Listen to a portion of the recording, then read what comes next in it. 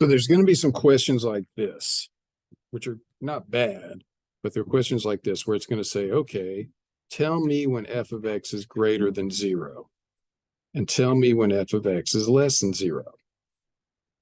So f of x is just y. Remember how f of x is just y? F of x is just y. So if I'm saying, well, when is f of x greater than 0? I'm just saying, well, when is y greater than 0?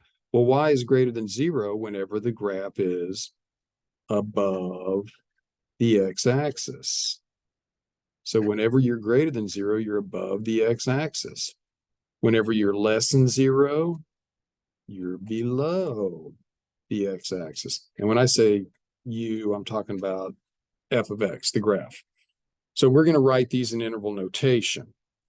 We're going to write these in interval notation. So you say, well, when am I above the x-axis?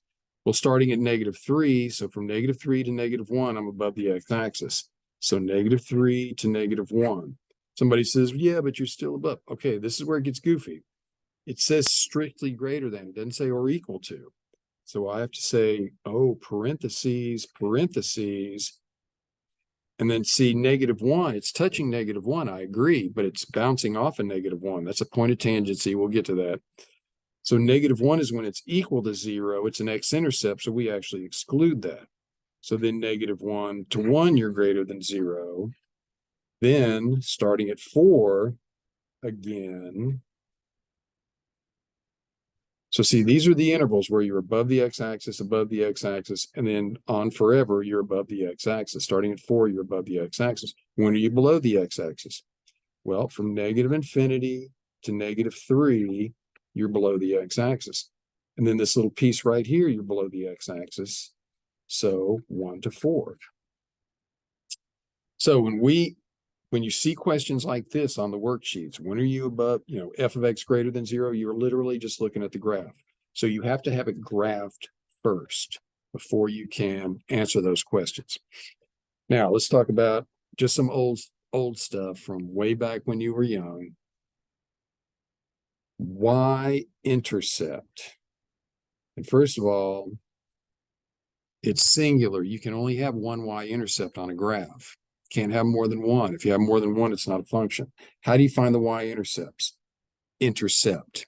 Ever since you were a little kid, the y-intercept is when you sub 0 in for all the x's and solve it. Okay? You just sub in 0 for all the x's and solve it. X-intercepts, which there could be multiple x-intercepts, might only be one, but there could be multiple. This is when you find the zeros. And by the way, another word that's going to come up on some of the worksheets, sometimes they're called roots. Find the zeros or the roots of the function f of x, which is what happens. This is what happens when you put 0 in for y. So we're just subbing 0 in for y, and then we're solving for the zeros is what happens when you sub 0 for y.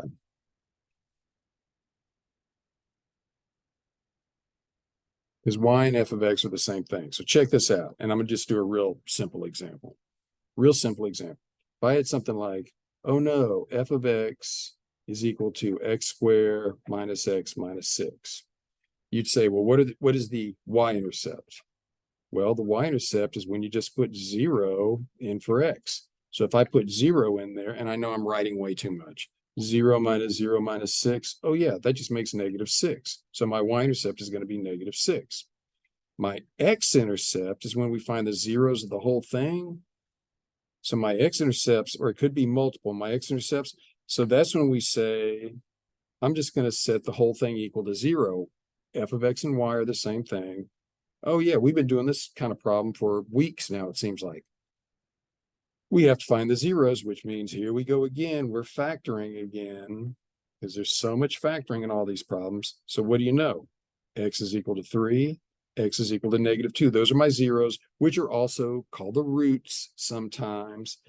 So the x-intercepts are when y is 0.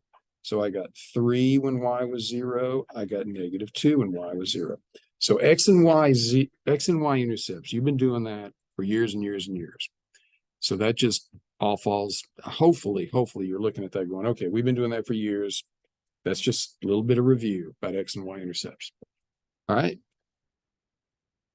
And we got more complicated stuff. I'm trying to make short videos.